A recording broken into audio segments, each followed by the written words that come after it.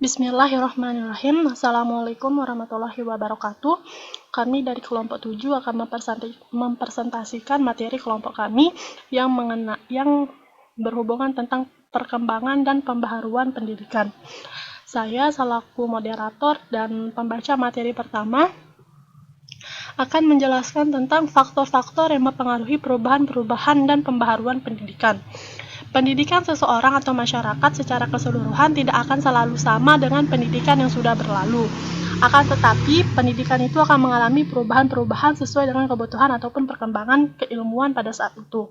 Ada beberapa faktor yang dapat mempengaruhi pendidikan, di antaranya 1. Pandangan terhadap pendidikan. Terjadinya perubahan pendidikan salah satu faktor dasarnya adalah adanya pandangan manusia terhadap pendidikan itu sendiri. Adapun usia pendidikan pada hakikatnya sejajar dengan usia manusia sendiri. Manusia mengalami pendidikan yang baik dan teratur sejak kecil, ia akan menjadi manusia yang dewasa. Sejak kelahirannya, manusia sudah memiliki potensi dasar yang universal, di antaranya A. Kemampuan untuk membedakan antara baik dan buruk. B. Kemampuan untuk berhubungan dan kerjasama dengan orang lain. C. Kemampuan dan kebebasan untuk memperkembangkan diri sendiri sesuai dengan pembawaan dan cita-citanya.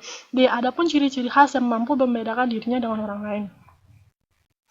Dalam situasi pergaulan dengan orang lain pada umumnya dan pergaulan dengan kedua orang tua pada khususnya, dalam lingkungan budaya yang mengelilingi, setiap anak akan mengalami proses pendidikan secara ilmiah. Tanpa pendidikan, anak tidak akan menjadi manusia dalam arti yang sesungguhnya. Cinta kasih orang tua dan ketergantungan serta kepercayaan anak kepada mereka pada usia-usia muda merupakan dasar kokoh yang memungkinkan timbulnya pergaulan yang mendidik. Keterbatasan dan kelemahan anak manusia dikuatkan oleh kepercayaan dan sikap pasrah kepada kewibawaan orang tua dan nilai moral yang dijunjungnya dalam tanggung jawabnya sendiri. Dengan upaya pendidikan potensi dasar universal, anak akan tumbuh dan membentuk diri anak yang unik sesuai dengan pembawaan, lingkungan budaya, dan zamannya.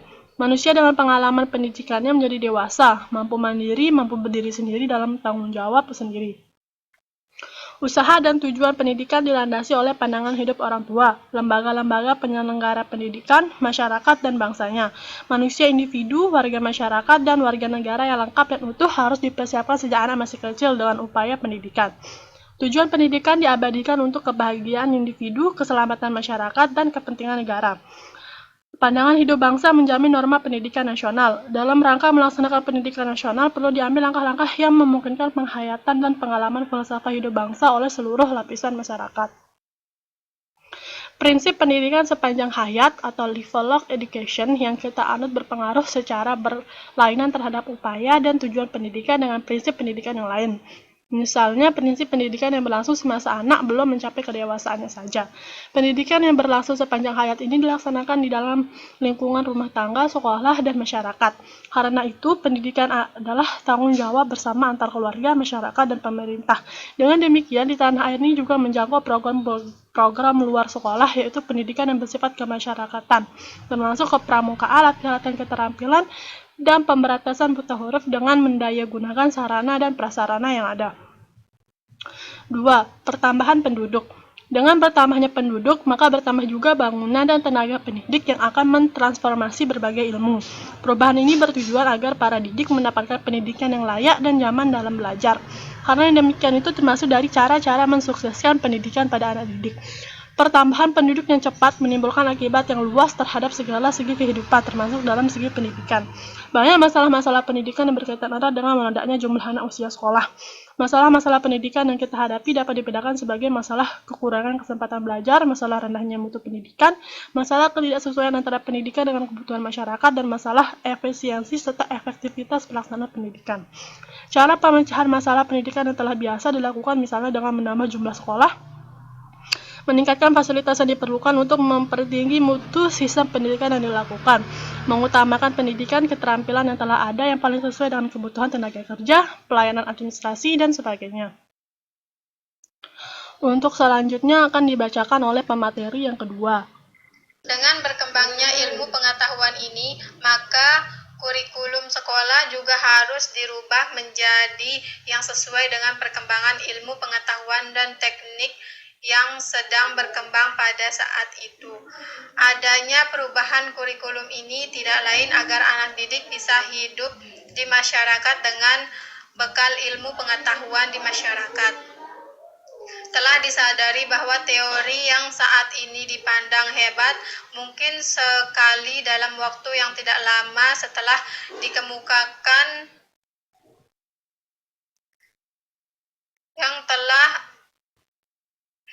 yang tidak lama setelah diketemukan teori yang baru lagi akan kurang bermanfaat. Kebiasaan memasukkan penemuan dan teori baru ke dalam kurikulum sekolah juga menyebabkan adanya kurikulum yang erat dengan masalah-masalah yang baru. Jika saja kurikulum tidak dirubah, yakni dengan menambahkan kekurangan dan menghapus pelajaran yang tidak sesuai dengan kemampuan ilmu pengetahuan, maka itu bisa mengakibatkan ketidakmampuan anak didik luar sekolah. Sehingga akhirnya anak didik tidak bisa mengikuti dan menguasai segenap penemuan baru dalam dunia ilmu. Adapun untuk pendalaman ilmu-ilmu itu, anak didik harus aktif mengembangkannya di luar sekolah.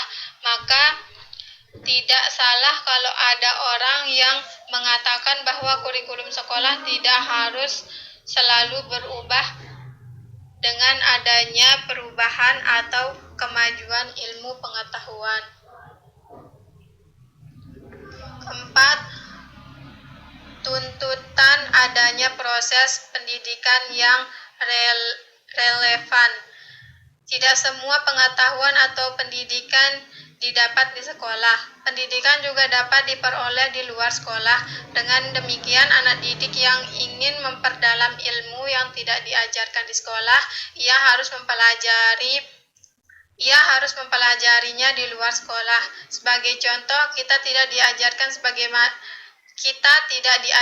bagaimana cara mengembangkan karir, bagaimana cara memilih pasangan hidup, bagaimana cara menahan kesedihan ketika musibah menimpa kita, dan masih banyak lagi ilmu yang tidak diajarkan di sekolah dengan keadaan menuntut kita untuk mempelajarinya.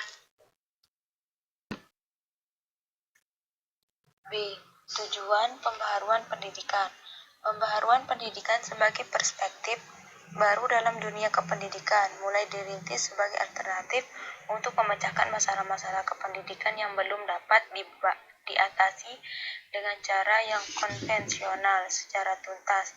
Jadi, pembaharuan pendidikan dilakukan untuk memecahkan masalah pendidikan dan menyongsong arah perkembangan dunia pendidikan yang lebih memberikan harapan kemajuan lebih besar.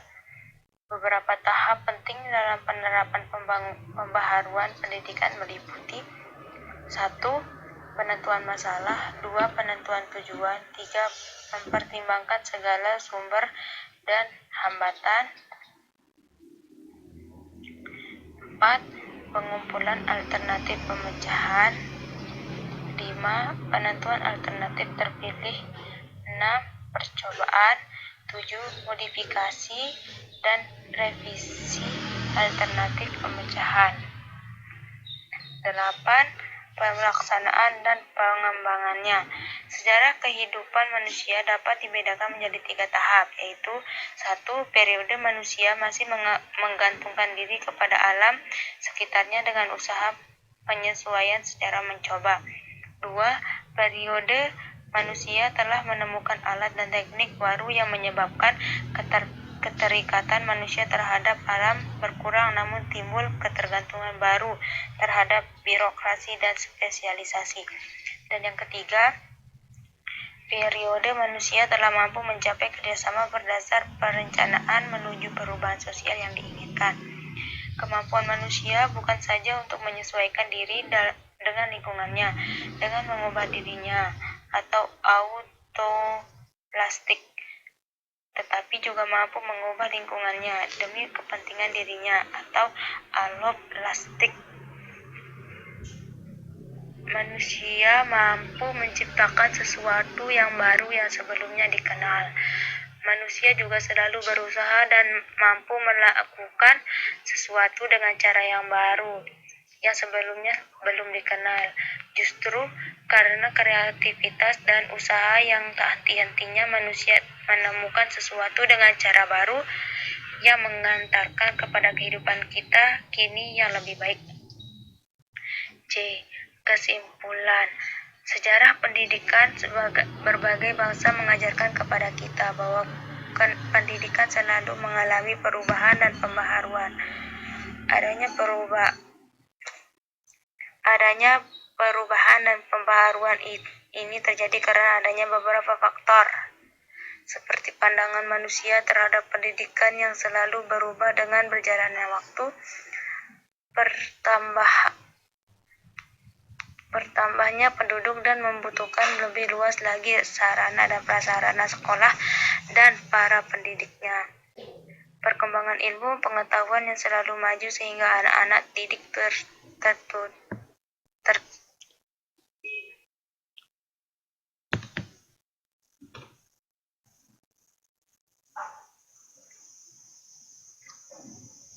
menguasai berbagai ilmu yang berkembang di masanya agar supaya anak didik mampu mengikuti dan menguasai segenap penemuan baru dalam dunia ilmu dan tuntunan adanya proses pendidikan yang relevan.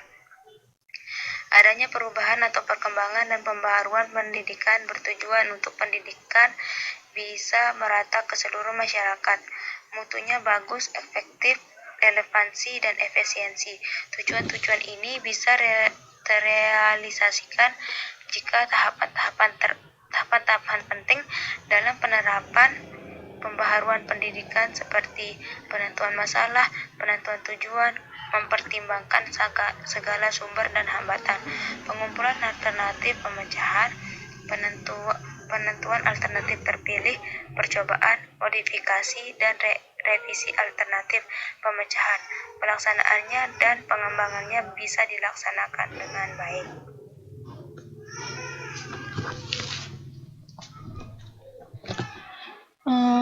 Sekian dari kelompok kami, kurang lebihnya mohon maaf. Wassalamualaikum warahmatullahi wabarakatuh.